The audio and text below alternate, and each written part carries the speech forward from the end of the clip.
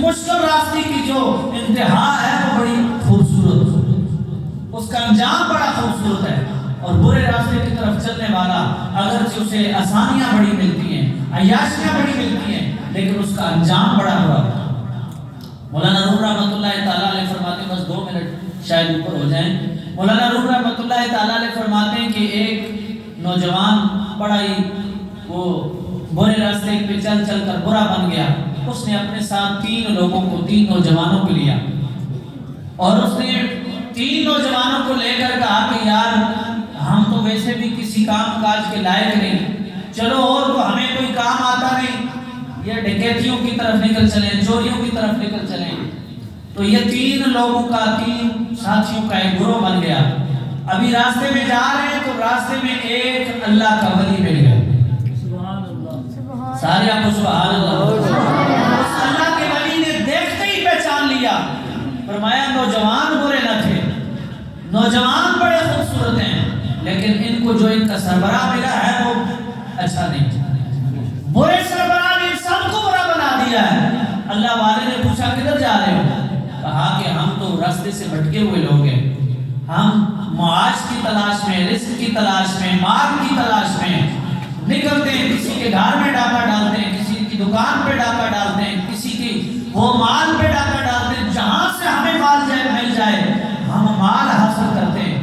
اللہ کے نیک ولی نے کہا کہ تمہیں مال نہیں ملتا، تمہیں نہیں پتا کہ تمہیں مال کیسے ملے گا، کہنے لگا میرے ساتھ مل جاؤ، میں تمہیں بتاتا ہوں کہ مال کیسے ملتا۔ سبحان اللہ۔ اس نے کہا بابا جی آپ کیا کرتے ہو؟ انہوں نے کہا میں بھی راہزر ہوں۔ انہوں نے کہا اچھا کیا چراتے ہو؟ انہوں نے کہا کہ ہم دنیا کا دل چرا کر اسے دین کا درد عطا کر دیتے ہیں۔ کیا بات ہے۔ نوجوان بڑے پریشان ہوئے، انہوں نے کہا ہمیں مال کی ضرورت ہے، چاہے جہاں سے ہمیں ملے۔ ساتھ ہو گئے، جب مسجد کے قریب سے گزرنے لگے نا تو بابے نے کہا چلو نا ذرا مسجد کی طرف۔ نوجوان حیران رہ گئے، کہنے لگے زندگی میں ہم مسجد کی طرف گئے نہیں، مسجد کا راستہ ہمیں پتہ نہیں، اور آپ کہتے ہو کہ مسجد میں جاؤ، مسجد میں ہم نہیں جائیں گے۔ بابے نے کہا بیٹا میرا تجربہ زیادہ ہے، مسجد میں جانے سے مال زیادہ ملتا ہے۔ انہوں نے کہا چلو مسجد میں جانے سے اگر مال زیادہ ملتا ہے تو چلے جاتے ہیں۔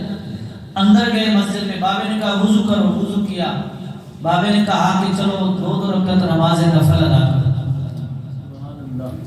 نوجوان حیران و پریشان ہو گئے۔ مولانا روم فرماتے ہیں کہ انہوں نے کہا کہ آج تک ہمارا یہ سر جب بھی کسی کے آگے جھکا ہے، کسی دنیا دار کے آگے جھکا ہے، خدا کے آگے تو ہم نے سر کو جھکانا سیکھا ہی نہیں۔ بابے نے کہا بیٹا اس لیے تمہیں مال نہیں ملتا، اپنا سر اپنے رب کے سامنے جھکایا کرو، دنیا دار کسی کے سامنے جھکنے کی نوبت بھی نہیں آئے گی۔ تینوں نوجوان نفل ادا کرنے کی نیت کی، پہلی رکعت ادا کی، دوسری رکعت کے لیے بابا کھڑا ہو گیا پیچھے، کہنے لگا ایسے ایسے ادا کرو۔ تینوں نوجوان جب سجدے میں گئے نا، ادھر سے بابے نے ہاتھ اٹھا لیا۔ بابا جی سرکار رحمت اللہ تعالی علیہ ادھر سے ہاتھ اٹھا تھا، آگے ان تینوں نوجوانوں کو سنبھالنا مالک تیرا کام ہے۔ کی حالت میں گئے، بابے نے کہا یا اللہ، زمانے کے بڑھتے اٹھایا، اللہ نے تینوں کو ولایت کا تاج عطا فرما دیا۔ اور گڑ گڑا کر قدموں میں گر گئے، کہنے لگے بابا جی واقعی آپ نے سچ فرمایا تھا کہ جو بندہ خدا کی بارگاہ میں جھک جاتا ہے پھر دنیا میں کسی کی نظر میں نہیں جھکتا۔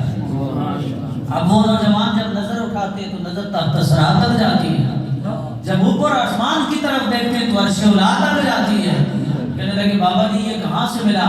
فرمایا کہ یہ فیض ہے، فرمایا کہ تم اللہ کے ولی کی بارگاہ میں آگے ہو، اب تمہیں اللہ نے تمہیں بھی ولایت کا تاج عطا فرما دیا۔ میرا اللہ اس ادارے کو، حضرت صاحب کو، آپ کے ساتھزادگان کو تا سوئے قیامت اس ادارے کو آباد و شاد فرمائے، اور ہم اللہ کی بارگاہ میں یہ استغاثہ پیش کرتے ہیں مالک ہمیں برے دوستوں سے، بری سنگت سے، بری مجلس سے، برے دوستوں کی سنگت سے اور برے لوگوں کی صحبت، مجلس اور معیت سے ہمیشہ محفوظ فرما کر اپنے نیک لوگوں کی صحبت میں، دنیا میں بھی نیک لوگوں کی صحبت عطا فرما، آخرت میں بھی نیک لوگوں کی صحبت، مجلس اور معیت عطا فرما۔